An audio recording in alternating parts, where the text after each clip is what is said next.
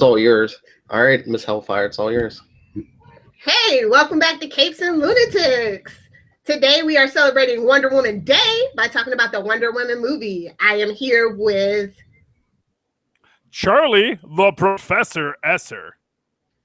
Phil Parrish. And then, it's just me, Lilith Hellfire, just minding my own business, nothing different for me today.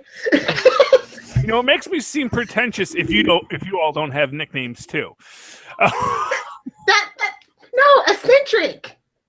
Yes. Yeah, I am eccentric. Yes, I'm. No, I am a professor. I profess, so I embrace my identity.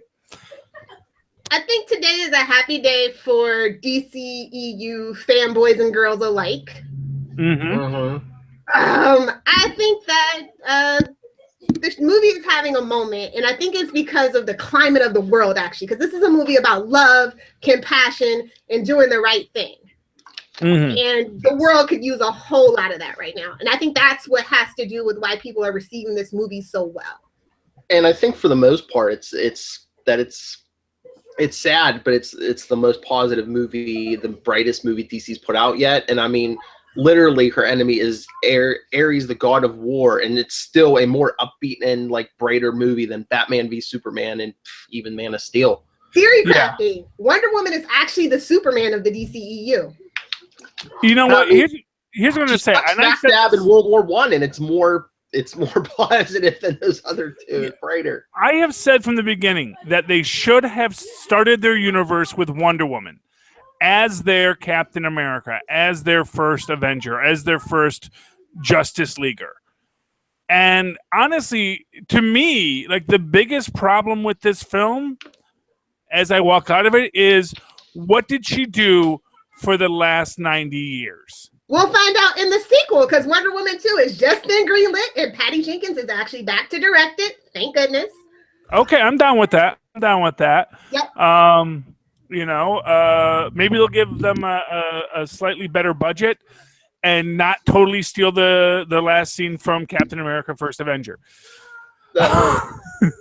A guy named Steve going in, crashing in a plane and going in the ice. A guy named Steve in a plane, telling the girl that he loves, "I the can't actor's come actually back." named Chris. Yes, we get it.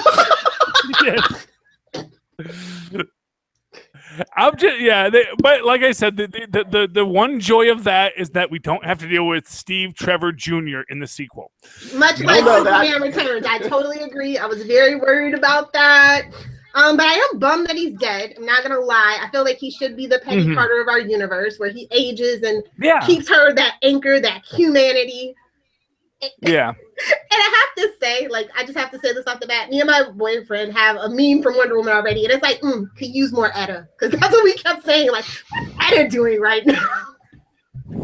She stole my heart. Yeah. I like Etta. No. You know what? Even better, you put in the meme is her picture, and you put "Give us more candy." I want candy. Boom, boom. That's why we do video. It goes with It's Patty. There we go. Well, and to that extent, maybe what we'll get in Justice League, fingers crossed, is Etta as our Peggy Carter. Maybe we're going to see freaking 172-year-old Etta sitting there saying, "Oh, Diana, you're going to do this. Let me tell you, I'd love to see that. But don't give her Alzheimer. Just have her be a crotchety old broad." Unless they're hiding it just from the the trailers and stuff, it looks like Jim Gordon's going to be our Peggy Carter. Yeah. Well, hey, I'd like to see J. Jonah Jameson getting work.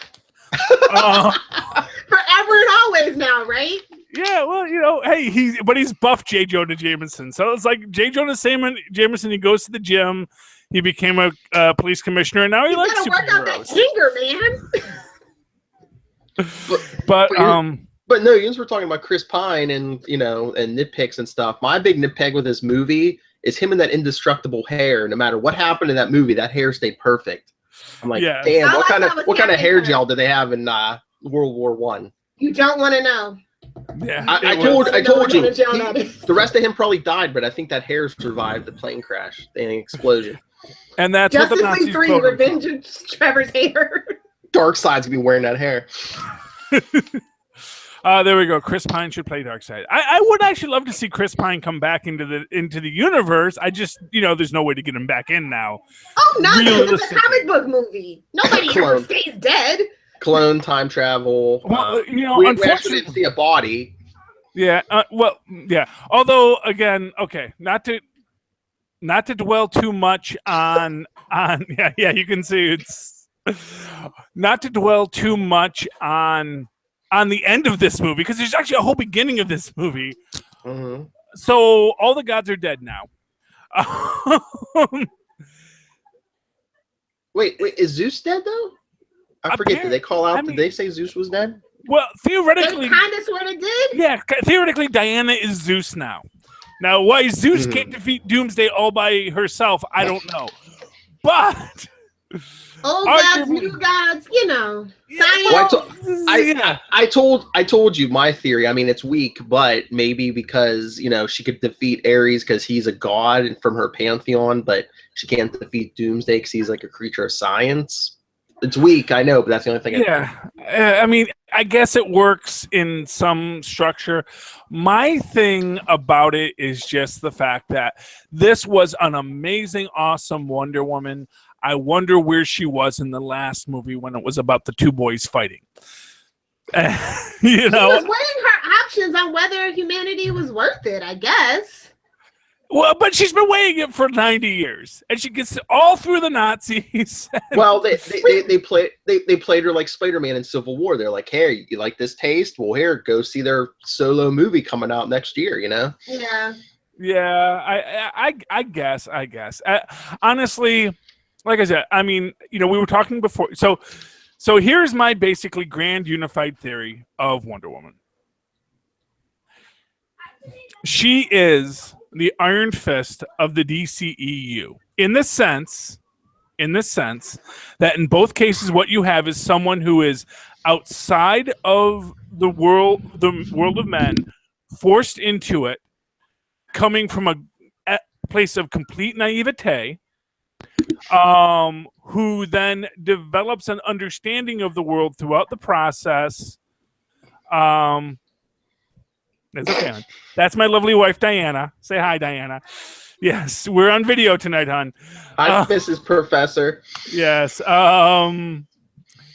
Yeah. So where was I? Yes. The video, it throws me. What can I say?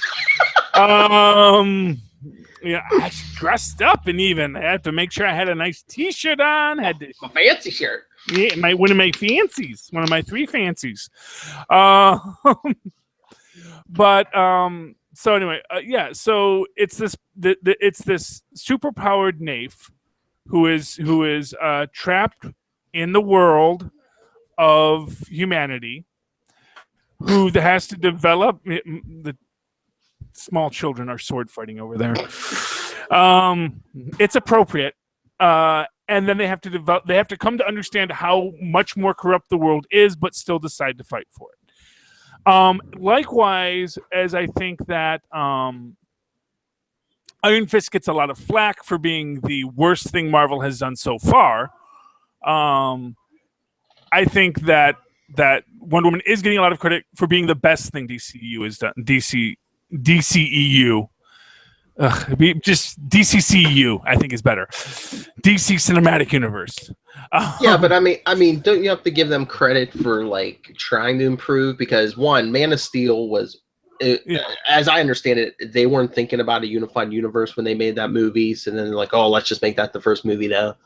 Then Batman versus Superman, it was dark, and I think they learned their lesson there. Because Suicide Squad, they kind of started the Suicide Squad was too early. It was too early to do Suicide Squad, but they tried to add humor and say, let's lighten it up a little bit. And with Wonder Woman, I think they're a lot closer to. I'm going to give you that. I think first, I think Suicide Squad was good character and acting wise. I think its plot was dreck.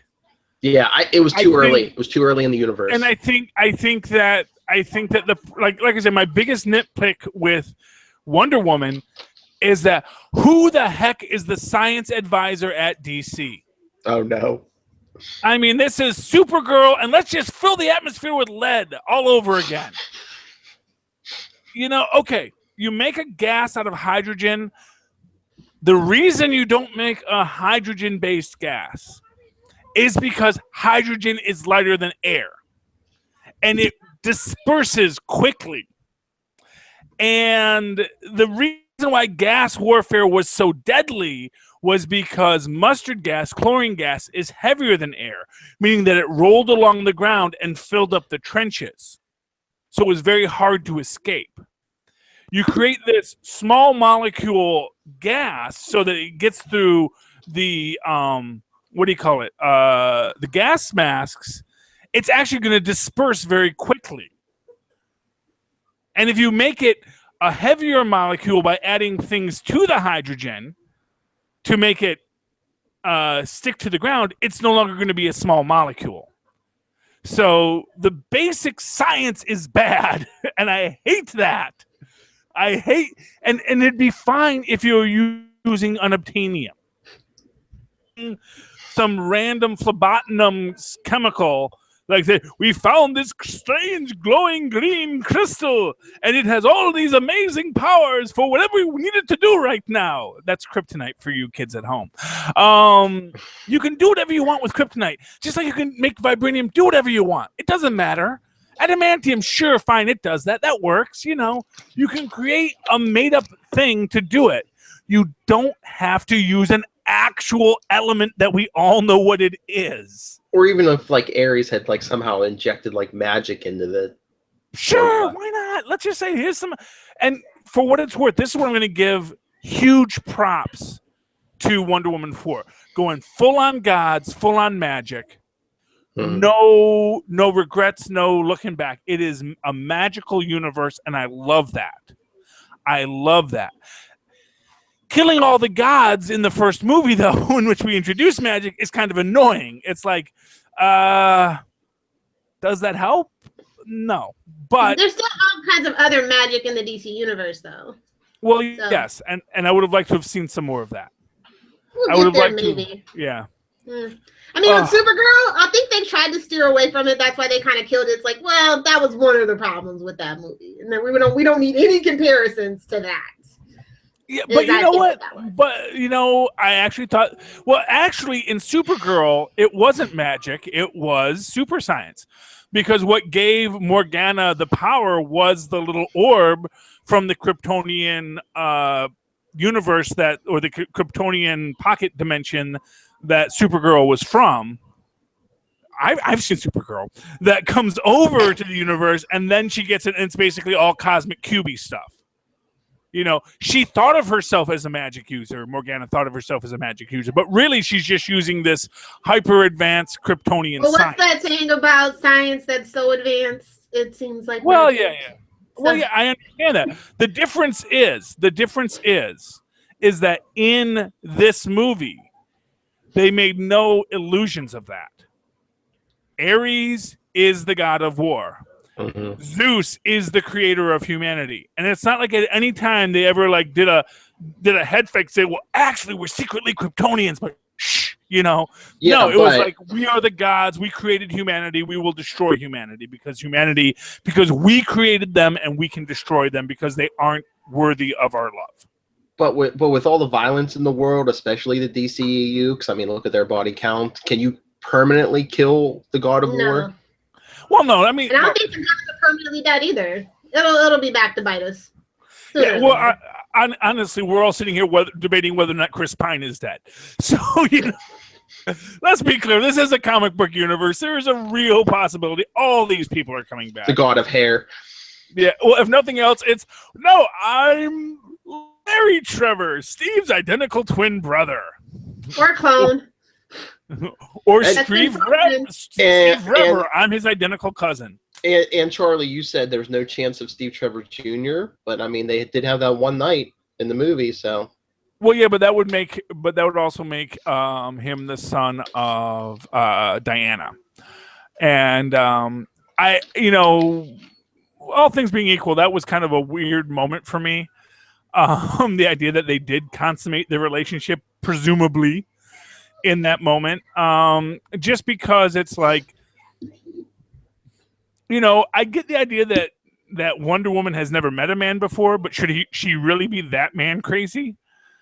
I mean, but if she was a man, it'd totally be okay. No, I don't think it's okay for anybody who has been raised in a world without the idea of heterosexual sex. If we can be honest here, as she said in her discussions of the books of Cleo, or whatever she called that book, that I'm sure, yeah, that men were not necessary for pleasure, but they are necessary for procreation. So she's been raised in this world, and yet now she's here, so she's going to do this now. To me, given that it seemed very rushed to me. Yeah, but honestly, I mean, I'm much more happier with Steve Rogers being a perpetual virgin, and he grew up in a world of heterosexuality. I mean, that's the thing, is Steve Rogers always wanted to have sex with women, but no one wanted to have sex with him until he got the super soldier serum. And I still say there's like a lot of little super soldier juniors running out there from when he was on tour in the States. But yeah, I think Lilith will agree that I think that's like DC's that's their go-to, like in the live movies and the animation, is like they give the hero this romantic interest, so either they get killed off or maimed. Because I mean, look at the Killing Joke animated movie.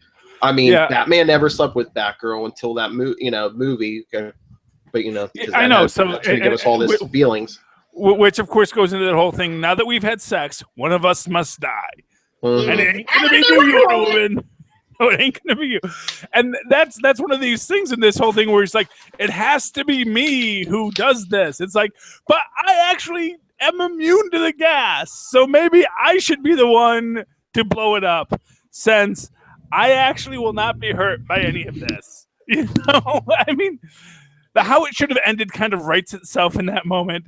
Although I do want to see Steve Trevor and Steve Rogers. She's sitting there like, I know someone had to do it. We had to destroy the plane. No, it couldn't have been that other way. I don't care what anyone says. I want those two in the how it should have ended to be fighting in the cafe. Yeah, but didn't she? Yes, I know. Didn't she have to stop Ares? Ares though, because I don't think Steve's not going to stop Ares.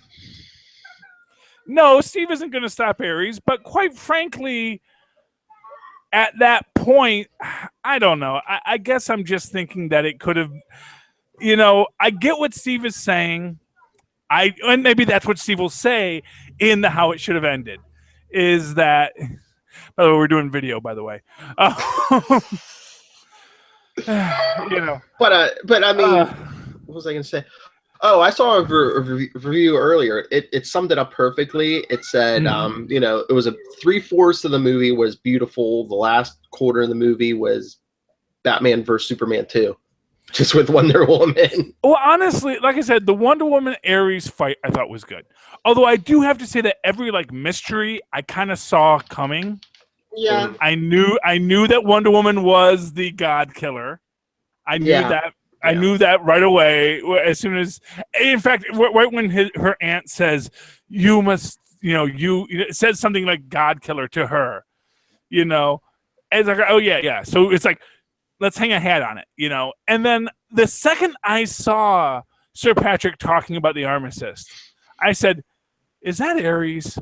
Yeah. And I didn't know that. And honestly, I was actually still waiting for Dr. Poison to be Ares. I knew the general wasn't going to be her to be Cheetah. No, it's too early for Cheetah. Maybe we'll get Cheetah in the next one. Here's what I'll say. Like I said, if they do another one, they might do World War II. No, it's going to be modern day.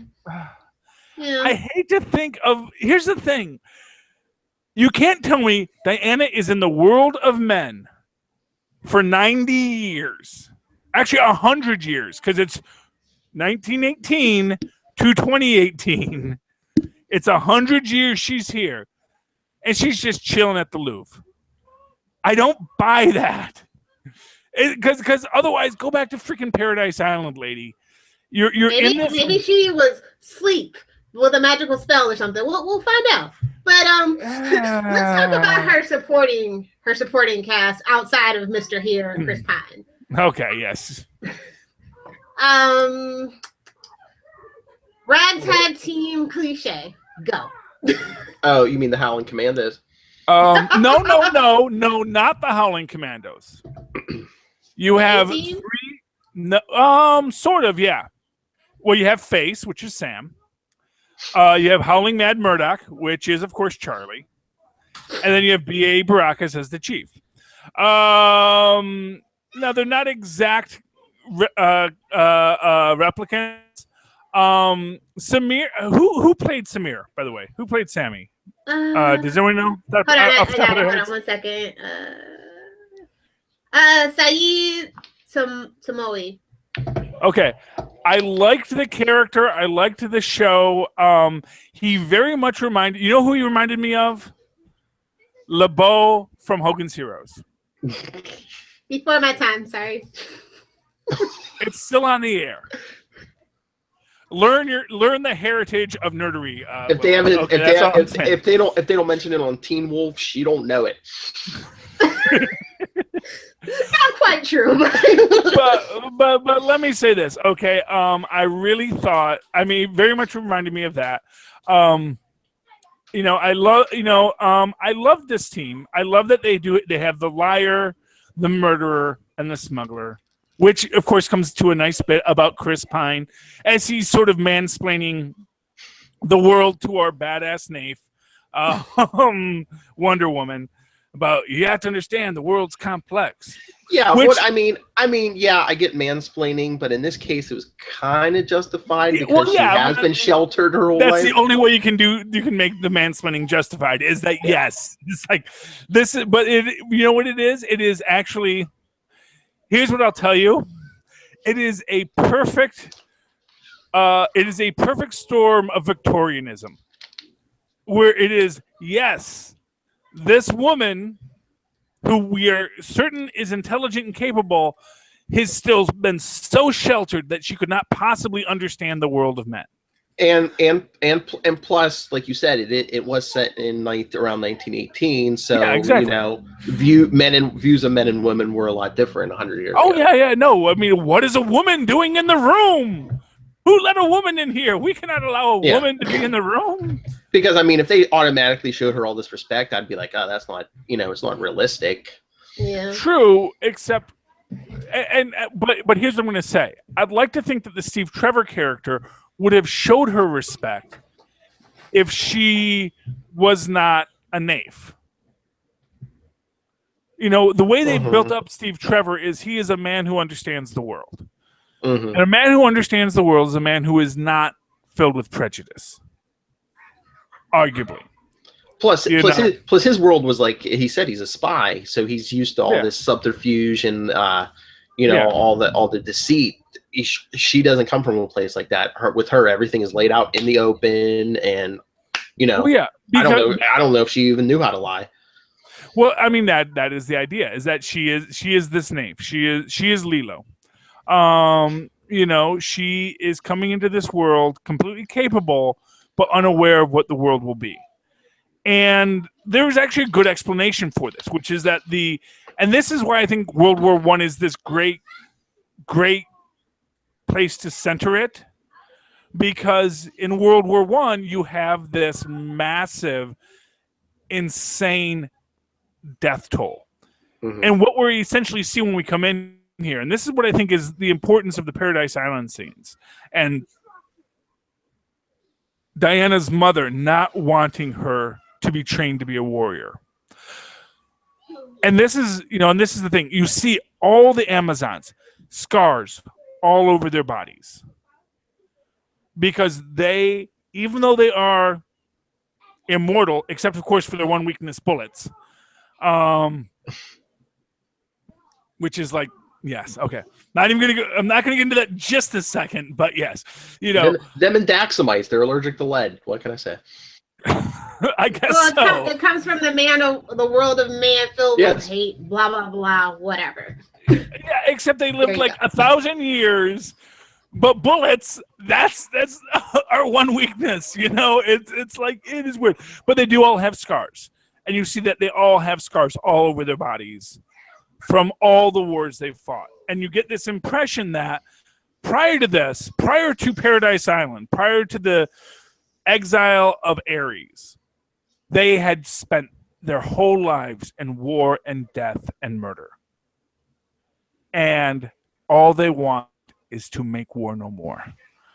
All they want is for peace. And they don't even want to imagine that Ares is coming back, because their entire existence had been war, and war is traumatizing, which again we see with Charlie, who I think is one of the it is my greatest annoyance about this film, that Charlie never gets a redemptive moment. You know, the one time he freaking chokes as a sniper when he's fighting the other sniper, because the other sniper has, quite frankly, the total advantage on him, and he's also just coming off of a big PTSD moment. Mm-hmm. You know, he is, you know, he gets this whole thing where he chokes, and then he's like, I thought you were supposed to be the guy who shoots things. And it's like, really, lady? Honestly, have you no concept of what freaking PTSD is? Do you have no idea how exactly much of a show of excrement this moment is? Do you have no idea how much you're asking of this poor guy? One moment to find a guy freaking in a bell tower behind freaking rocks with no shelter for his own self, to shoot him as he's being shot at himself. And she goes, I thought you were supposed to be the shooter. And and I get the reason why that is to show her being kind of a jerk, because it's to show how much she doesn't understand what war is. But it's frustrating that then you never get that moment. Okay, here, say hi. This is Tristan. He's my producer. He likes comic books too. He keeps on wanting me to take him to see the Alien movie. I say it's not a good children's movie. No, it is not. No. Okay, come on. All of you out. All of you out. Come on. I love you. Oh yes, Tristan loves but yeah, the whole thing you're saying with her getting on Charlie's case. You know, that's not the Amazon way. The Amazons are mostly, charge headfirst in the battle and damn the consequences. Well, yeah. I know, but the reality is that isn't, and you get that actually in Charlie's first scene where she says, "Who would want to kill someone who you don't see?" And it's like, yeah. and basically Charlie's view is like, hey, if you ever saw someone die, you'd know why you don't want to see them die, you know, because and that is the thing, for Diana, there is the enemy and there's us. And I think one of the great things in this film is that they do build out this fact that, hey, the enemy is us. We have seen the enemy and it is us. When she asks, the chief,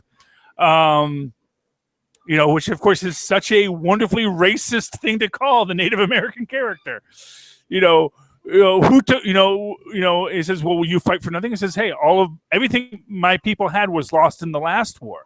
Says, well, who took all that from your people? And he says, his people. Chris Trevor, our Aryan hero, it's like, yep, he took it. They took it all, and Samira says, I wanted to be an actor, but I'm the wrong color, and all these things that, it's this complexity that Diana has to absorb and has to absorb rapidly. And I think that is to its merit that they were willing to say, look at these things, and to its detriment that they said, look at these things, now let's do something else, And like I said, my big problem with Charlie is that he never got the chance to actually. I was waiting for him to be the guy who, in that moment of tension, takes the shot.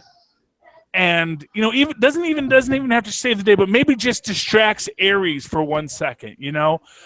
There's a great moment in what's his name? The French comic book artist and writer, Mobius. Mobius did a Silver Surfer thing once, and it was a great thing. It's about in the distant future after all the heroes are gone, and it's just the Silver Surfer is like the one superhuman left on Earth. And Galactus comes back because Galactus is ready to eat the Earth.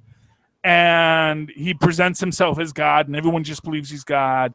And then at some point they realize, and everyone and all of a sudden all the armies mobilize against him, and they're all going to kill him. And you know, the idea is that everyone knows they cannot kill a god, but they are dang well going to try. Because you know why? Because we are humans and we try. We know we're going to lose. We know we can't win this fight, but we're going to keep on fighting. And we didn't have that moment for our human characters. It was God versus God, and we never got to see the nobility of humanity in the fact that they were willing to stand up to gods. And I think that was what was missing from this movie. You know, in all of its greatness, and granted, you know, you have that as inherent problem that we can't have the man be a hero in a female-dominated film because we want Wonder Woman to be the hero. But then I think we needed a more evolved Wonder Woman if we want Wonder Woman to be the hero. We can't do Wonder Woman's origin from naif to superhero, and you know, because then it's just about gods fighting. And granted, that maybe is the DC thing, is that it's always gods fighting. But, you know, I think that was a missed opportunity for it. In a film I liked overall, but I think this is one of the many places where there was a missed opportunity. And not giving Charlie as the damaged character who maybe gets to stand up and maybe die because of it, but to at least stand bravely for that one moment as I am a human being and I will stand up to a god. Not giving him, or even just, I will shoot the freaking general because I have him in my sights. Mm-hmm. You know, or I will shoot somebody because I have him in my sights and I actually can at this moment, just to show that he can be a hero too. I thought that was a missed opportunity. Well, I don't know. That's what I was going to say. Do you think it would be realistic is if any of the humans took a shot at Ares and 2 seconds later he didn't squish them in the paste? I think it's very realistic just because clearly Ares could have squished all of them into paste at any moment. Mm-hmm. Yeah, I mean, honestly, there's no reason for him to be tolerating any of this nonsense except for the game of it. Oh, yeah, I think he... You know, well, I think it was part of his... kind of thing, though, the game of it all, so... Yeah, exactly. You know, I mean, he was trying to turn her. He was like, you know, look how evil these humans are. Join me. Join the dark side, yes. And we will rule the universe as father and son, or as brother and sister. And you mentioned that... You know those Greeks, they love their incest. It's different for guys. Okay. Anyway, but no, you were saying about that general, and it's the DCU. I'm surprised, Lilith, that breathe, you know, that vapor he was breathing. I'm surprised it didn't make that like an early version of like Venom or something. Well, he did get all veiny. He did. He get veiny. I actually was wondering if that was like all, because it was like looking at that, because it's like, is that Doomsday-y stuff because he gets a little bit crystalline, or is it veiny because it's Venom? I think it's a nice mix of everything. That's maybe it's a little bit of Joker, maybe it's a little bit of Joker gas too. You don't know. Maybe it was a blue pill. I don't know. You got veiny. That's what it looked like to me. Well, I made that joke. Is there a blue pill in the DC universe? Sure. I don't know what color Our Man's pills are. You know. Oh, you're doing a Viagra bit. I'm sorry. See, unlike everyone else, my mind doesn't immediately go to the pants. You know, sorry, me and Lil. We're children. I am a professor. I am looking for the higher intellectual meaning in all of this. You can find a different show then. Have you not met us? Yes, I know. Oh, I love you. Okay. So I want to talk about Thea's mascara. Okay. Thea's mascara? Yes. I didn't like any of it. I'm very upset with they tried to play off the Clay origin and then it turns into the she must never know thing. I'm vastly annoyed with it. We have magic. We could have just went with it. Well, no. Well, actually, they didn't dismiss the made of clay origin. They actually didn't dismiss anything, you know. It was just a cover story. Yeah, well, what did it... So, I don't know that Hippolyta actually gestated Diana. I don't think that was actually presented. We know that basically in classic God format, Zeus went and and Wonder Woman was given to them. Now, exactly. Was Wonder Woman made fully formed of the earth? Was it something that Hippolyta had created, or did she simply come from the sea, like so much foam as Venus does? I know the myths. I am an intellectual, and the Greeks were very dirty people. Well, dirty by Victorian standards. To the Greeks, it was like, yeah, that's what. Hey, you're gonna throw it in the ocean. Something's gonna come out. Anyway, so I didn't find that. But like I said, what I liked about Paradise Island, and I love that Steve Trevor calls it Paradise Island because it just doesn't want to call it mascara. That's all. You can't say it. Neither can I. I get it. I get it. It is Paradise Island. And I liked the fact that, you have this idea of these people for whom war is a memory, but still their purpose. So they fight and train for war, but they never want war to come back. And the idea about Diana is, I don't want her to be the God Killer, because we know the stronger that Diana becomes, the bigger beacon she becomes for Ares. Mm-hmm. And that, not right now. Go sit down. You don't even like soda, Tristan. I don't know. They just all felt very stilted and paint by the numbers. That whole little plot right there for me. That was like the downfall. Like for me, that was one of the biggest.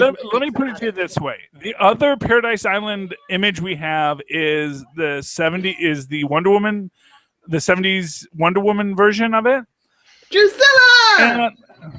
Yeah. Well, no, but it's which was a very interesting, because it was a much more aware Paradise Island. And also a much more powerful group of Amazons. I mean, the one time the Nazis do come, they do actually manage to take it over only by luck, as I recall.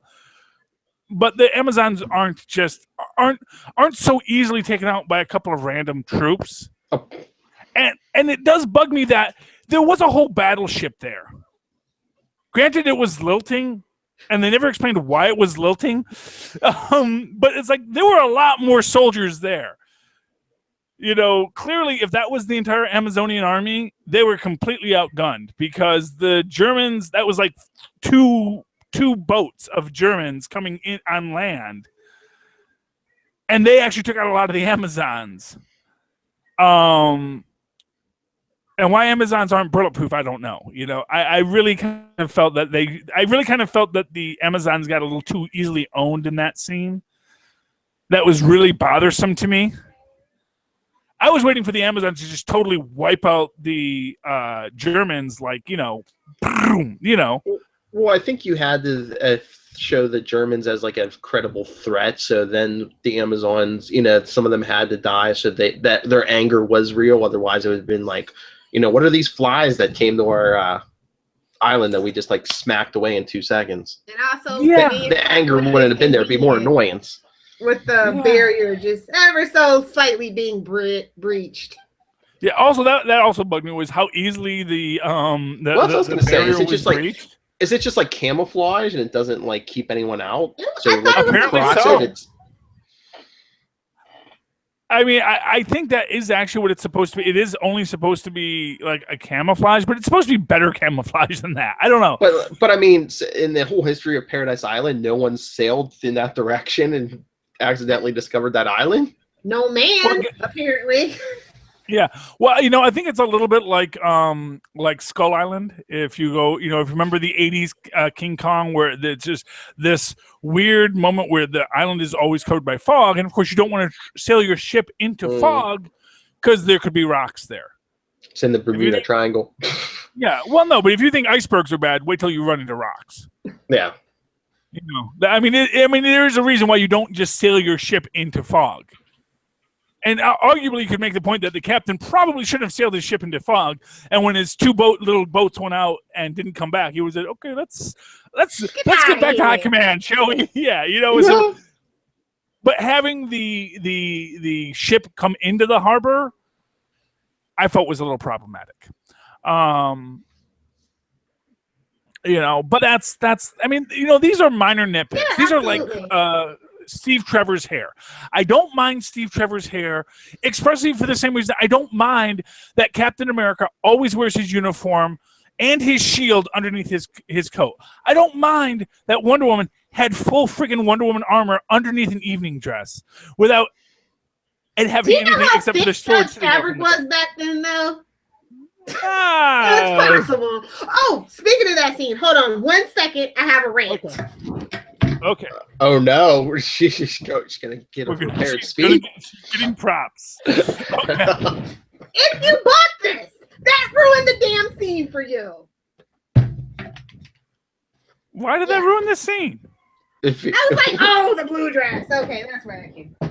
I hate when they do that. It's just like when they ruined. That was in a trailer. You knew she was going to do an evening gown scene. I don't do the trailers. I'm just saying, like, this was like, the toys ruined it. No, you see the trailers online. You've been the trailers online. How did that ruin it? How did that ruin it? What, you didn't want to know she was going to wear a blue dress at some point? Yeah, I didn't want to see her all dressed up. Bum me out. Speaking of which, that montage. Did Wonder Woman need a fashion montage? It pissed me off. Yeah. I know. That was pretty silly. That did seem out of place to me. I was like, that wait a minute. Way too long. This is not Pretty Woman. This is freaking Wonder Woman, okay? Yes. I know. It just seemed weird because, where they're all about, the power of women and, they're not just,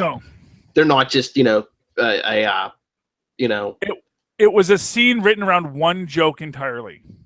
And the joke was, Etta says, when Wonder Woman looks at the whalebone corset and says, "Is this what passes for armor for you women?" And says, "No, it holds our tummies in, or holds our bellies in." And she says, "Why would you want to hold your belly in?" And he says, "Only a woman who doesn't have a belly would ask that question," which is, of course, both a fair statement, since Wonder Woman has no belly, and an obvious bit of crazy, fashion misogyny.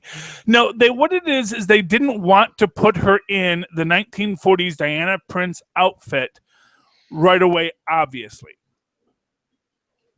And so they had to build to that, because what you see her in with the hat and the suit and the glasses is exactly what she wore. So it was this big effort to get to what would have actually just been much easier just to put her in that outfit first.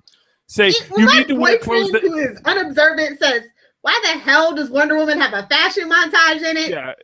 It's glaring. That's all I'm saying. It was very glaring, and it was very stupid. And it was a waste of time that could have been put to story and exposition. Yeah. I mean, unless they're going to sell a bunch of toys with each outfit.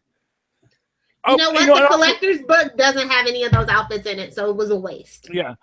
Well, and I think that was mostly a gag scene. That was so that they could have her look how she doesn't like the clothing of 1918 women, and look how silly the outfits were that women wore in 1918.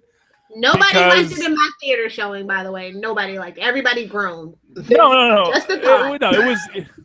No one is saying it wasn't ridiculous, Lilith. No one is disagreeing with you. They wanted their Clark Kent moment, but they took like 20 minutes with the stupid fashion show. What they say, like 200 outfits or something. It's like which is ludicrous. To even make that as a statement. And the picture they're painting as a statement. And the picture they're painting of this warrior woman, you think she would really stand around and try on 200 some outfits?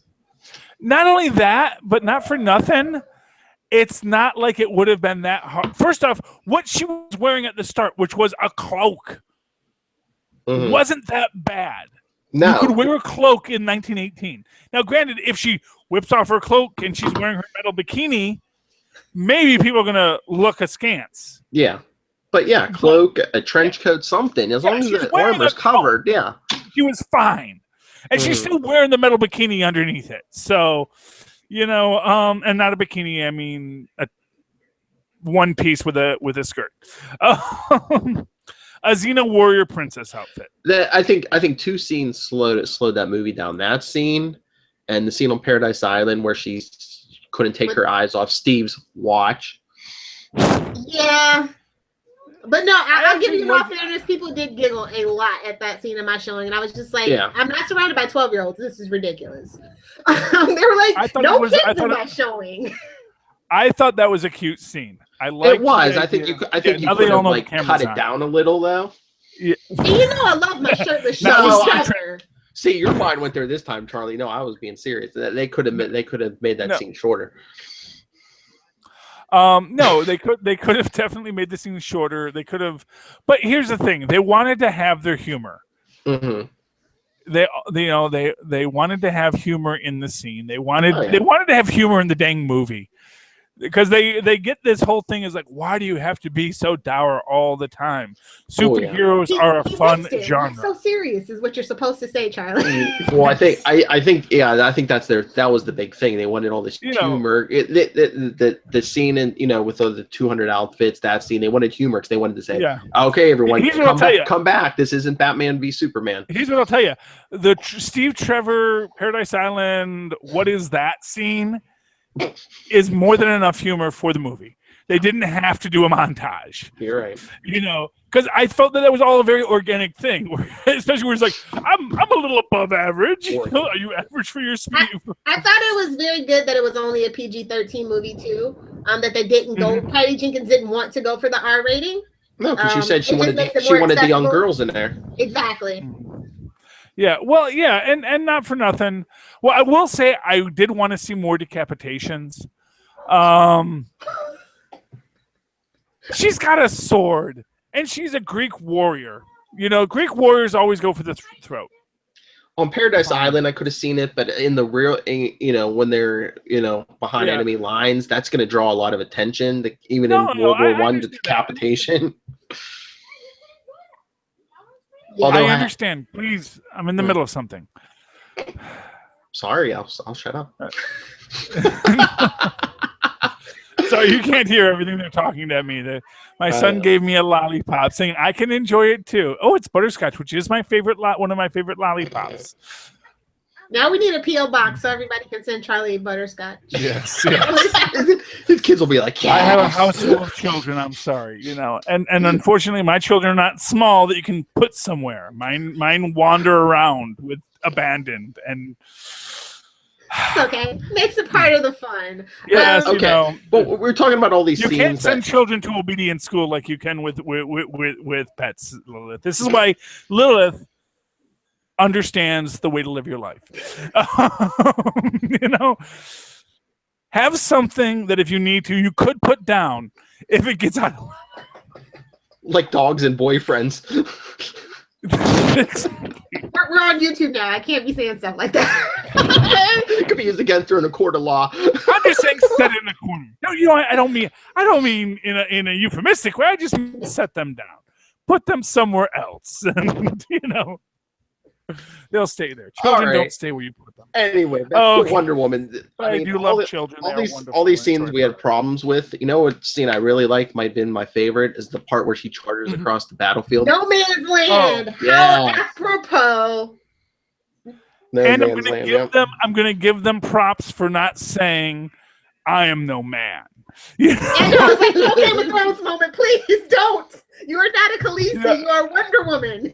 I was waiting for it because ever since J.R.R. Tolkien did that bit, no man can destroy me. I am no man, and that is. I mean, it was great when J.R.R. Tolkien did it, but it got cliche.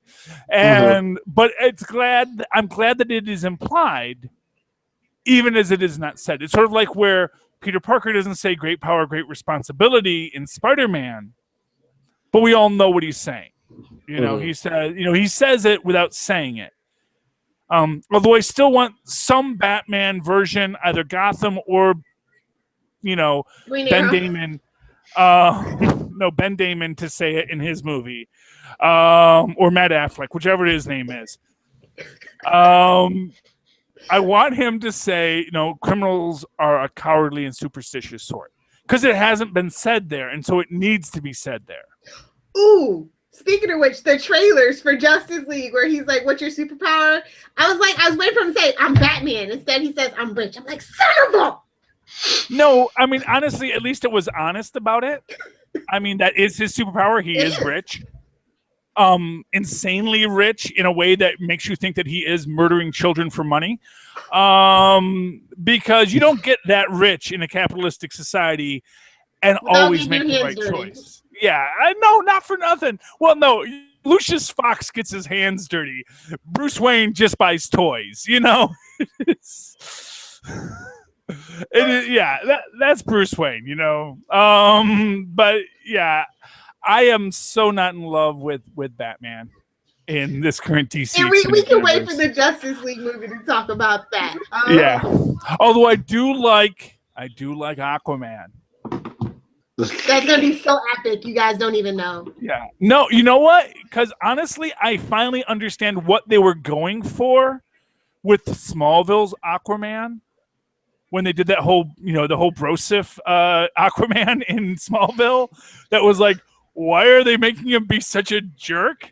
And then they do it here. Oh, now I get it. Now I see what they're doing. Now I see what that was supposed to be. Only because it's Jason Momoa and he pulls it off a little better than our. He pulls it off a lot better. I actually think the guy who eventually played Green Arrow probably could have done it in this series, but I think that one actor ruined it. The first Green Arrow, not this Green Arrow that you guys all like. Justin Hartley. Yes, I love Justin Hartley. If you love Justin Hartley, please watch This Is Us. Sorry, shameless plug. Okay. I don't know for no reason. Yes, but he was in the original Aquaman pilot. Yeah, I know. I have it. I love it. It's one of my favorite things ever. I'm sure. Yeah, it's very good. But but that other guy, I think, killed that thing for him. That they couldn't even change the actor and save it because nobody wants to see Brosif Aquaman. Just look at the smile on Lilith's face. She's like, once everyone sees how awesome Aquaman is in Justice League, she's like, I'm vindicated. On my train. I'm vindicated. No room for the haters. Turn motivators. Sorry. I've always liked Aquaman. The man controls all aquatic life. Like, do you want me to stab you in this movie theater right now? He is the Professor Xavier. When I first fell in love with Aquaman? And he and Wonder Woman are trapped in this thing that's sinking, and they're like, for whatever reason, they needed to get more water in, and Aquaman says, I know what I can do. And he communicates to the microorganisms that live in the water and commands them to rush in, which brings more water in that alters the air pressure in some way that they can escape. And it's like, that was awesome. That was just this idea that, oh yeah, I can control every microorganism that lives in water. Which when you expand it, it's like, that is an insane amount of power for a human being, for any creature to have. It's like he is like an organic molecule man when it comes to anything that lives in water. It's pretty freaking cool. Aquaman is an awesome character. Honestly, the entire reason I think people think he's weak is because there was one episode of the very first group of Super Friends where he's talking to the guy on the oil rig who's just yelling at him because the oil is coming out looking like orange juice because someone has been extracting the base elements from the earth. And so the oil is not good. And the guy's like, what this country on? The country runs on oil. And this ain't oil. And Aquaman's just like, I'm listening to you, buddy. I'm just dealing with it. And he's basically being a customer service guy in this moment because he's the guy that can swim out to the oil rig for the guy to yell at him. And he's just being a polite, decent human being. And because he's a polite, decent human being in the Super Friends, people think Aquaman isn't cool. But every other time Aquaman is on screen, he actually does pretty cool stuff where he's commanding massive leviathans or microscopic organisms that could go inside your body and eat your brain if he so wished it. You think about that. Think about that for a moment. That, oh yeah, those little clear parasites that live in water that eat your brain or that turn you into zombies? I could make them all crawl inside you right now. You would have no power against me because I am Aquaman. Also, I have superhuman strength and super speed. I just don't use it that much. Also, the Justice League looks like it's actually leaning into Gal Gadot, which is why my theory crafting about she is actually the Superman of the DCEU. Yeah. Because I liked what I saw. Well, I mean, I know we're gonna get Superman, resurrected in Justice League. Spoiler alert! But it seems like they're playing are Batman and Wonder Woman gonna be the mommy and daddy. Yes, definitely. Well, let me put it this way. I don't think Batman being, I'm not convinced Batman is going to be the daddy. And in fact, I very much think Batman's role is getting diminished. So long as Batman is played by, like I said, well, yeah, he blew it, but that's another conversation. No, I just don't think anyone's going to sit there, especially with Joss Whedon taking over. And this is, I think, an important thing there, because we got to remember Joss Whedon actually wrote a whole Wonder Woman thing that was supposed to be good, but DC said no, we don't want to do it. I don't know if it was good, but they say it was good, and it wasn't. That's fine. That's fine. People didn't like Avengers either. So, well, Age of Ultron they didn't like, but but I know that I know that Warner's kicked themselves after Avengers was such a hit, and they were like, "Dude, we had that guy to do Wonder Woman, and we could have built our entire universe around his Wonder Woman, and maybe it would have been this great thing." But I don't think the world was ready at the time, which is why they kind of vetoed it, and they wanted to go to different directions eventually. Yeah, but we're going to get him in there, and I think it is going to be very Wonder Woman-centric, which should be good so long as Gal Gadot, you do pronounce the T. Gal Gadot is, you can look it up online. There's a whole YouTube video with her telling people how to pronounce her name. You do pronounce the T. That with Gal Gadot as the center, I worry about Gal Gadot, whether or not she,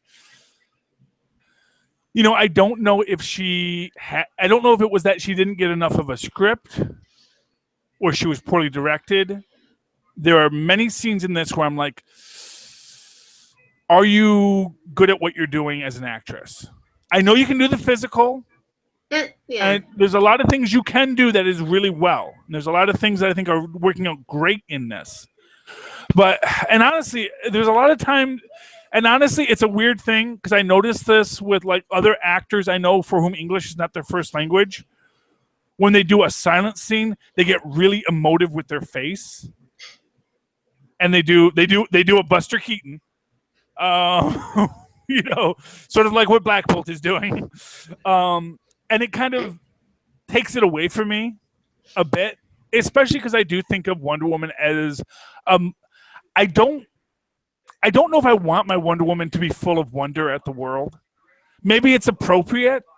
Well, the first movie you almost need it. You needed to fall in love and also be angry, and go through the range of things. So and like you were saying, Charlie, about the 90 years, what was she doing? I mean, maybe she's studying the world. So in Justice League, she isn't so naive, and she. Well, no, she took a nap.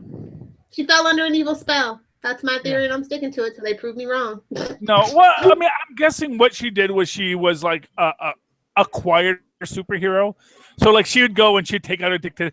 Basically, I think that what they're going to have her is she's been Black Widowing for the past 90 years. She hasn't been going out, and she took a lesson from Charlie and just killed quietly rather than rushing into battle. She put on a white suit and did kung fu. You shut your mouth. That is the worst era of Wonder Woman ever. That was not the worst era of Wonder Woman. That was the worst era of Wonder Woman. I don't know. Terrible. Defeats the purpose of Wonder Woman. But no, literally, I think she's probably sitting around. Yeah, she might be doing stuff behind the scenes, but I think she's acquiring wealth and knowledge, and she's pushing stuff in the right direction, maybe without even getting her hands dirty. Literally. Yeah, I don't know. I would like to think that I'd like to think in the most dangerous parts of the world, and that's the thing. Maybe she's not going to Gotham to stop some freaking mugger who happens to kill a couple of rich people in a hallway, leaving their son an orphan. You shut your mouth. But probably people that don't have a really easy life, people in some place where people are being taken as modern day slaves or murdered to make way for oil fields. Maybe she's been killing people there. Mm-hmm. Maybe there's been actual real evil she's been fighting instead of beating up on mentally ill cripples for the last few years in Gotham. What are you talking about? Gotham's healthcare system. Well, I'm talking about, gonna beat up on some fat guy who thinks he's a penguin. Go beat up on some little skinny nerd who likes to tell riddles. Instead of just maybe being a police officer and giving your intellectual acumen to them, if you're so intent on beating crime, maybe just assisting them and well, actually what his riddle means is this, so let's go here, and then we can arrest him, read him his Miranda rights, put him on trial for the crimes he has committed. Listen to you, the biggest fan of Superior Spider-Man, talking about guys should go be a cop and read Miranda rights. Otto Octavius is the biggest fan over there. And that's why you should love Nightwing, because he's that's because Otto Octavius was a supervillain. Mm-hmm. And a supervillain who uses supervillainy for good is theoretically a net positive. Well, who said Batman's not a supervillain? He just wasn't labeled correctly. Owlman proves that point, right? Mm-hmm. Entirely possible. Did you have a favorite scene though, Charlie? I'm sorry. Oh, my favorite. Oh, yeah. I do have absolutely a very favorite scene, and it is when Dr. Poison has her mask ripped off, and she is weak, and Ares is asking Wonder Woman to kill her, and that is the perfect moment of what this whole thing is about, because it's about how humans are damaged by war. How humans are damaged by the vices of hate and divisiveness and cruelty that Ares has encouraged in them. Ares can say, hey, I just gave them the bombs. I didn't tell them to blow each other up. But, you give a child a gun, you can't be that surprised you got shot by it, Mm-hmm. And when she sees Dr. Poison, who throughout this entire thing has been played as the biggest sociopath. And in fact, honestly, Dr. Poison is probably one of my favorite characters in this film. I loved the scene with her and Steve Trevor, where Steve Trevor is trying to basically honeypot her. And then she sees Steve Trevor's eyes look up at Diana, and she realizes, oh, you're freaking honeypotting me. Okay, I got no time for you. I love that. Even though she liked the attention, which she probably isn't used to because she does have a freaking thing on her face, I like the fact that even that once it became clear what was happening, she was happy to just freaking turn it around on him and just say, talk to the hand. And then when you see her in that moment of vulnerability and you realize she is a scarred human too. And Wonder Woman realizes, I'm not going to be the bully. I have power, but I'm not going to go destroy these humans just because they don't deserve me doesn't mean that I will not fight for them.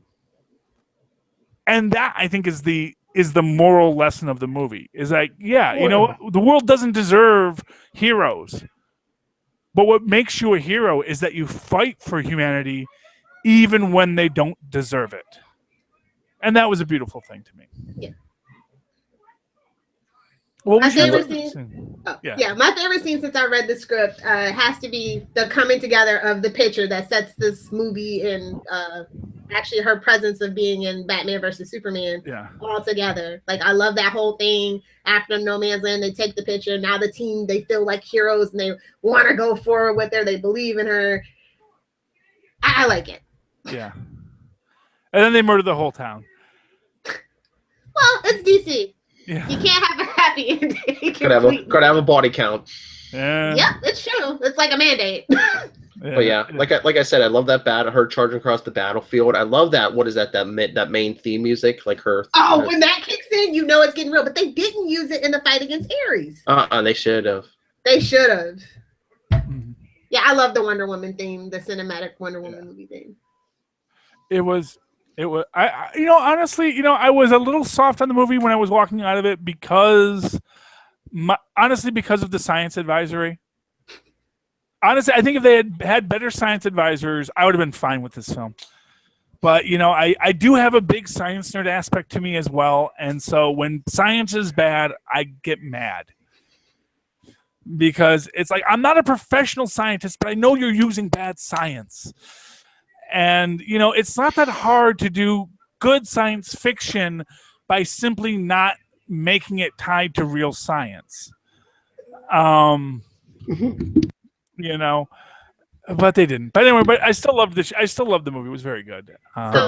Professor Smash, bad writing.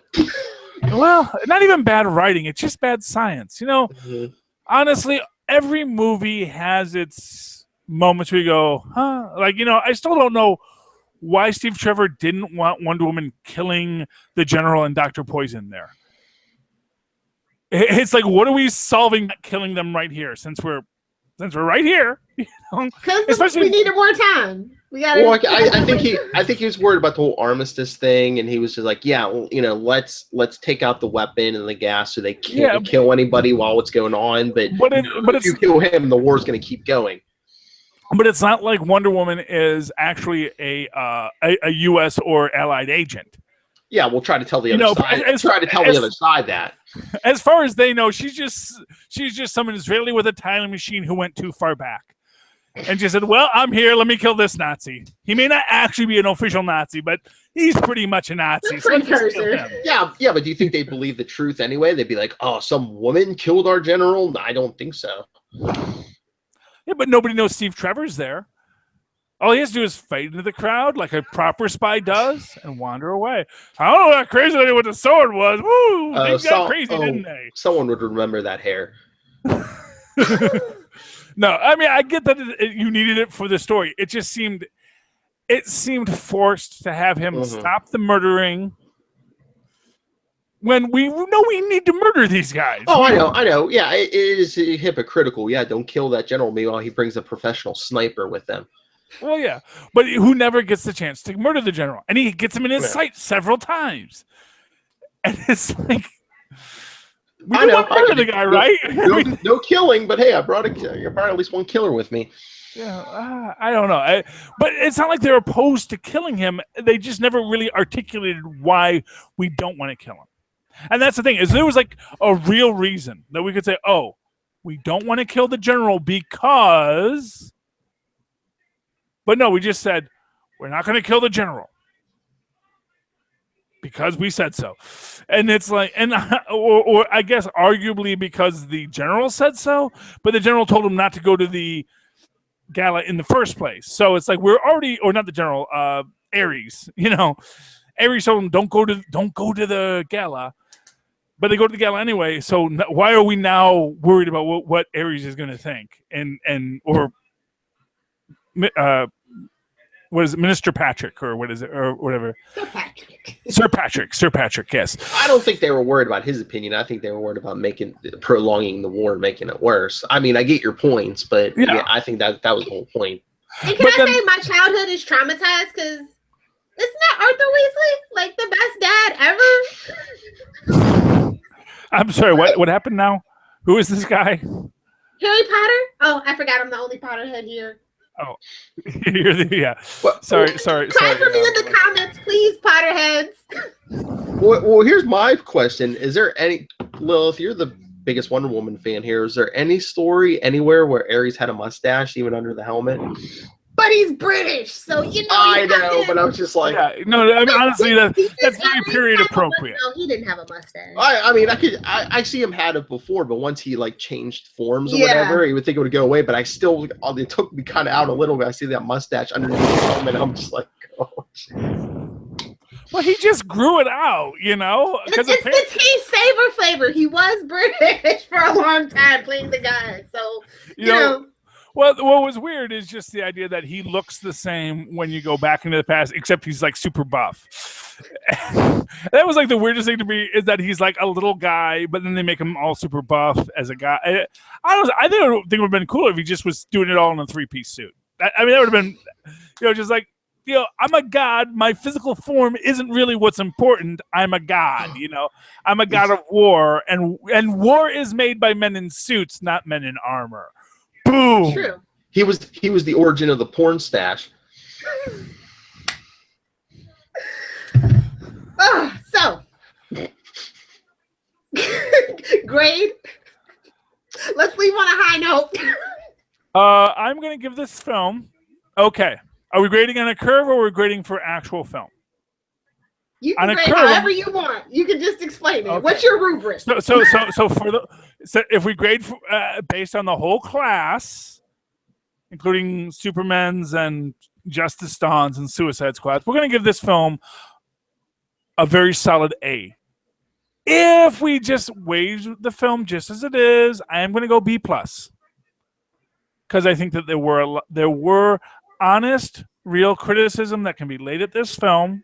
It was a good film. It was a decent film, and I certainly enjoyed it. If I was a Wonder Woman fan, I would be seeing it like at least 2 more times. You know, that's what I'll tell you. If you're a Wonder Woman fan, this film was awesome. If you're just a guy walking into it, it's like, oh, this is a good film. This is a good superhero film. I really like a lot of aspects of it, but there are enough nits to pick to sit like popcorn stuck underneath your tooth at the end of the movie. You know, it's like just something that, you know, that really, but it's still a good film. So I give it a B+ on its own. But for the DCEU, this is a very solid A, bordering on A+. Okay, Phil. Grading on a curve. Well, he stole my answer. I was going to give it a B+ also because I think it's good. Like I said, I think DC is going in the right direction as long as they can keep that momentum going. I think it's, you know, they're heading in the right direction as long as they keep improving as they go on. Because I think, I mean, what have we had this year so far? Guardians of the Galaxy 2. I think it could hold its own against Guardians of the Galaxy. It's a comparable film. 200 million worldwide open. It's doing good. Record breaking Friday at $39 million. You know, and I mean even quality too. So that's what I'm saying. Yeah. When's the last time you could say a DC film could hold a candle though to a Marvel that film? Wasn't animated? Exactly. Okay, just so we're clear. No, Lilith. They do say popularity is the hallmark of mediocrity. I agree with that a lot of times, especially when it comes to. Just saying. That's a Niles Crane quote. All right. Now let's get the harshest critic. What was your grade? Who, me? Hello, me. I gave it an A-. Oh. Okay. And it's only because it's the DCEU bar. Like I would have given it a B- had this been the first movie. Okay. But where it comes, it's just like, oh, thank God we needed this breath of fresh air. Okay. I don't know. I don't really know if Gal Gadot can carry a movie. Like I'm still confused. I don't know. I think this would have been a decent first movie in the series, but then if they would have went to Batman Superman after this, we would have been like, what the hell happened? Yeah. Yeah, I mean that's true too. Honestly, what they probably should have done is done Wonder Woman and then like maybe a couple more Wonder Women. Sort of like Iron Man. You actually had like, you know, I mean, yeah, you had the Hulk in the middle of there, but we don't talk about the Hulk. That. You know, we don't talk. Even the people in Harlem don't talk about the Hulk. You know, they talk about, oh, what happened down? We're like, oh, did the Hulk come here? We're not going to talk about that. We're not going to talk about that. You know, but you had 2 solid Iron Men. You had 2 solid Iron Men before you even got to the Avengers. Oh, and that was actually a mistake because I said that, you know, the distance between Avengers and Wonder Woman, but actually it's really the distance between Iron Man 2 and Wonder Woman. Because that's where we first meet Black Widow. That's where we first really fell in love with ScarJo as Black Widow and said, oh, so that's who should be the hero of the Marvel Universe. And then we don't see her again for a while. But they did give us Peggy Carter in First Avengers, so we'll give them that, you know. I think that Wonder Woman might pave the way for Marvel to finally wake up and do a decent job if Scarlett still wants to be Black Widow. No, I'm Marvel. Yeah, but are they going with Captain Marvel as their Wonder Woman though? Because that is coming. Yeah, I do think that the window of opportunity has kind of shut on the Black Widow film. Mm-hmm. Just because I think the window was earlier, and I think that ScarJo is too big of an actress. I mean, Ghost in the Shell, she didn't open as strong as she should have. You know, that's in and of its own self something completely different, though. Well, Ghost in the Shell had its own problems. I mean, that's the thing. It's like the woman can only do so much. I mean, she could open Lucy, but Lucy didn't cost that much. Exactly. You know, Lucy was a weak film that she made into a hit. You know, honestly, I don't know who is clamoring for freaking a Ghost in the Shell movie. The second Ghost in the Shell movie that they've done, by the way, because there was another live action Ghost in the Shell that was like a while ago, but you know, nobody even remembers that. You know. I mean, I'd love to see. I mean, I still want to see a Black Widow film, but you know, I would love to. There are so many great characters for Marvel to focus on. I do understand why the cost prohibitiveness of a Scarlett Johansson, of basically having a second Robert Downey Jr. in the Marvel Cinematic Universe, is worrisome for them. True. You know, because that is it. You know, that is what it is. Is that Scarlett Johansson, if she does a Black Widow film, is essentially a second Robert Downey Jr. and they can barely afford one. Yeah, I was gonna say. You know, and I kind of get the feeling that Robert Downey Jr. is going to be much like Scarlett Johansson has been, which is the person who's also in this film, so that you know to come see it. Mm-hmm. You know, in the same way that she was in the Captain America movies, so that you know to come see these movies. You know, because these are good. We have a ScarJo. You want to see this film. So Batman, Robert Downey Jr. or ScarJo in any Marvel film going forward. So Batman's like that for the DCU. So he's the Bat flick is a detriment, though. Yeah, that's the way they've been using him. But for going forward, do they use Gal Gadot then? We'll see how Justice League does and move it forward from there. I think it's actually gonna go. It goes Wonder Woman, Justice League, Aquaman, and everything else is still up in the air. Like Justice League still has that Batman versus Superman kind of darkness to it. I actually think that Aquaman could be, because I think that the Aquaman actor maybe is a better actor than Gadot. Because, and like I said, we haven't really seen Gadot. He doesn't even have to be though. He's good looking. Like really but no, Gadot is really good looking too. I'm sorry, she's an incredibly good looking woman. She is incredibly good looking. But so is Jason Momoa. I'm not saying Jason. Well, honestly, I'm not into the big. I have a beard, but the big scraggly beard, it doesn't do anything for me. I mean, I know some women like it.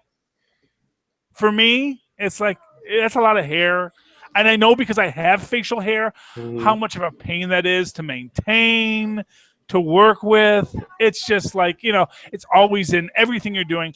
You know how much trouble a mustache is, how often you got to trim that back, because it's just always in everything you're doing. Trust me. So all right, if you're done slobbering over Jason Momoa, Charlie, all right, never. All right. He's a good looking man. I'm not going to say he's not a good looking man. I'm just saying I don't like that urban primitive look. Yeah. Well, here's another issue with Justice League. Is it going to be a detriment? Is it going to help, or is it not going to matter? Is that going to matter? Well, no. The Flash. Does it going to hurt it, help it, or not? Is that actor it's a different actor films anymore? Because I know that like switching actors. They lost their directors. They've been losing directors left and right for the Flash solo movie. But yeah, I think they need to keep that Flash movie and just leave him alone in the Justice League. They should have just brought Grant Gustin in from the TV show. No? Grant's a great TV actor, don't get me wrong, but he cannot hold his own on that ensemble cast on the big screen. Like, that's just my personal opinion. Yeah. He's a TV actor. There's TV actors and there's movie actors. They should have the 80s anymore. Seriously, that would have put more butts in the seat. I swear, if they would have him and a melon, brought him, Flash and Green Arrow. Iris too, so I mean they might as well at this point. Exactly. The Flash solo movie is supposedly, Reverse just like the TV show, right? Yeah, Black Iris, Reverse Flash. The dad's in prison, isn't he? When you say Black Iris, that sounds like it's a supervillain. Or possibly a superhero. Sometimes, not gonna lie. As much as I love Candace, the way they write that character. Yeah, I mean, it's just like it makes it sound like that's like the character. No, either he's teaming up with or fighting the Black Iris. We don't know. Depends on the season. Yeah, she was a character invented in the 70s. Yeah, Black Iris. What? I'm just saying. I know what you're saying. Ginger Iris, and then there's Black Iris, just like Ginger and Black. That's how we differentiate. I'm sorry. Oh, now Ginger Iris, that sounds like an interesting character too. That should be like a team up. Black Iris, Ginger Iris. Where are we? It's the Daughters of the Dragon all over again, where you have an Asian woman who's actually is a redhead. I still don't know if Colleen Wing was originally supposed to be Asian in the comic books because she had red hair. It can happen. It's like a 1 in 200. No, never. No, actually, red hair is common in all groups. Yeah. But it was a weird thing. Yeah, but hair dye. Well, Colleen Wing as a character, I was never sure if she was supposed to be Asian or not. Because it's not even like Wing is episode. Oh, Donna Chang, yeah. Changstein. They changed it from Changstein. Yes. All right, you can do your shameless plug, Phil. Come on. Okay. All right. Oh wait, before we go, what are we doing next week? Do you the Gotham 2-hour finale? Do you want to do it next week? I know Lilith is like, I can't do it. Like, I stopped watching at the season, like the mid-season finale, but I hear great things, and I want to know if Aaron Richards is going to be my Harley Quinn. I want to know that, so I'll watch it. Yeah. I mean, I'll watch. I mean, honestly, I haven't stopped watching. I mean, when I say I haven't stopped watching it, I mean I haven't watched it. But yeah, it's not because I don't want to watch it. It's just because who has time to watch anything? Yeah, life. You see the chaos in this house. People walking behind me constantly. Even though I tell everyone we're on video. Please don't walk behind me. You're going on camera onto the internet live right now. I can only do so much. Raw, uncut. Well, you know. I live in a small urban apartment with a beloved family whom I love in an apartment much too small for the love we have. No, I love my wife. Don't my wife is wonderful. I do love her. Still being recorded now. She is the love of my life, and I'd like to pretend there's some professionalism here, but you know everyone's in their pajamas, and my children have completely gotten down to their skivvies now.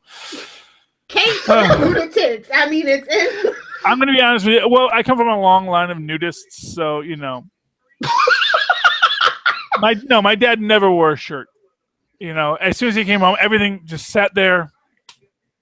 He hung out, you know. That was his way. He was German. He was European. He was the Steve. Germany, you don't wear. Yeah. He was the Steve Trevor of his time. I see. Yes, very much so. Steve Trevor with a big gut, with a big beer gut, but yes, the principle is the same. All right, my mom always said that in his youth he actually was like pretty ripped, you know. He was a butcher. He used to like lift huge sides of beef and stuff, you know. So he was very, very ripped, and you know, didn't eat because you know he was a immigrant kid, couldn't afford to eat, so he's very ripped, and you know. You can tell me whatever you want when I'm done. Yes. All right, so we want to do Gotham next week, and I don't know. Does anyone want to watch tomorrow night's Fear the Walking Dead premiere? If anyone wants to, I mean, I'll be watching it if anyone wants to. I have never seen any episode of The Walking Dead. I like regular Walking Dead. Fear the Walking Dead's okay, but I mean, I don't care if we tear it apart. If anyone wants to watch it and tear it apart, I don't care. I've never seen any Walking Dead. I've never read any Walking Dead comic. I've never watched any Walking Dead TV show. And you call yourself a nerd, a geek. I liked Nation Z, the few episodes I saw of that. Yes! That was a very nice take on zombieism. I love Walking. Yes. Yeah, you know, I mean, that's the thing with zombies. Whenever you have like a zombie outbreak, it's like, you know, it's the science of it. It's like, what is the nature of it? Is the formula for a TV show. It's just you know. But I did enjoy the couple episodes I saw of Z Nation. That was cool because you know, and then, you know what zombie movie I really liked was that one with what's his name? Zombieland. The bartender from Cheers. Oh, Woody Harrelson. Yeah, that's Zombieland. Yeah, because I like that because it's this idea that zombies.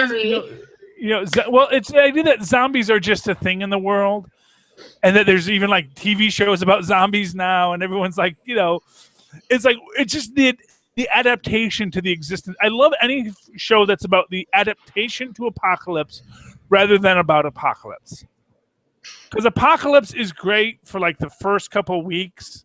Then it's like, okay, well, we're in the apocalypse, and apparently there's still not a rapture. You know, we're still stuck in the middle of this. This is what we have to deal with, you know. It's like global warming, It's like it's great to have a thing about the seas are rising and what are we going to do? And then it's like, okay, well now the sea's here, so I guess we're going to have to figure out what we do now. Now we have to find a way to maintain society and carry on with our lives. A bigger boat. Yeah. Well, either we're all going to live in, like the Jetsons. We all live in the little high-rise things to get above the pollution. Poor Phil. All he wants to do is give us shameless plugs. Okay. Phil, you're the one that wanted to make a podcast about everything nerdy, so you didn't have to do so many podcasts. The Umbrella Show. I know. It's my fault. All right. So you've heard a lot here tonight, more than you probably should have. Got to meet my whole family. That's right. Send in your Wonder Woman thoughts. Send in your thoughts on next week's TV, the Gotham finales coming, all of it. capesandlunatics@gmail.com. Like us on Facebook. Please like us. Facebook.com/capesandlunatics. Twitter is @capeslunatics. Instagram, Capes and Lunatics. Pinterest, @Capes and Lunatics Podcast. And call the voicemail, 614-382-2737. That's 614-38-CAPES. And wait, and don't forget to like this video and share it and leave us comments below, because we're YouTubers now, Phil. You got to add that. And that's right. And subscribe on YouTube, Capes and Lunatics. By the way, Phil, do we have 2 Capes and Lunatics Facebook pages? Because when I try to tag us, I get 2 options. One with the old logo, with the guy taking off the shirt, and one with the old Legends of DC logo, but now with all the Capes and Lunatics stuff added. That's probably going to be the one to like. Just the one with the new logo. Yeah, go with the one with the new logo. Okay, I'm just saying you may want to look up, and then we may need some housekeeping on the Facebook side. That's all I'm saying, Philly. Okay. And if you would like to write to me about being a nudist, where can they reach you, Charlie?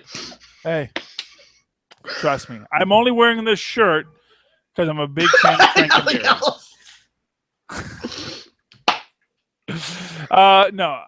If you'd like to write to me in that old-fashioned email way, the way our Maz and Paz once did, write to me at superconnectivityblog@gmail.com. That's superconnectivityblog, all one word, @gmail.com.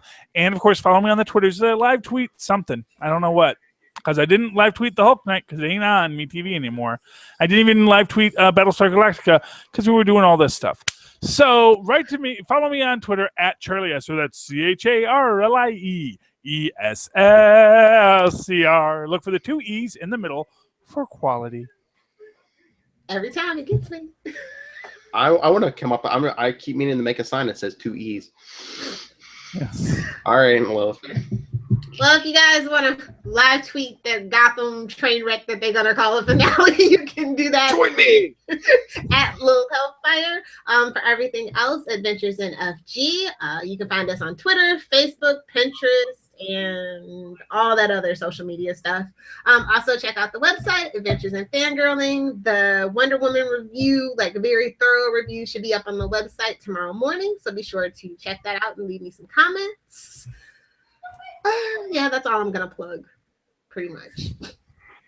So, I hope you've enjoyed capping off your Wonder Woman day with us. If you haven't seen the movie, please go see it. It's a good movie. It's a good superhero movie. It might surprise you.